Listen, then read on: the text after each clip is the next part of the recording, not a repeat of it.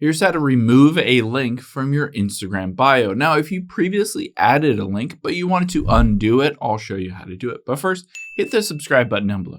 It really helps me out. Thanks, guys. Now, let's open up the Instagram app here. On iPhone, Android, works the exact same. Now, we need to go to your profile. So tap on the profile button at the very bottom right.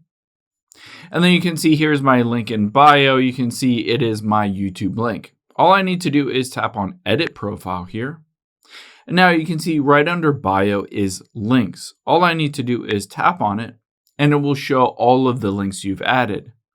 Now just tap on the specific link, and to remove it, just hit Remove Link and Remove.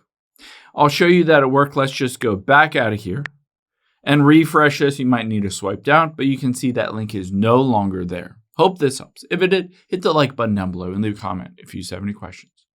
Thanks, guys.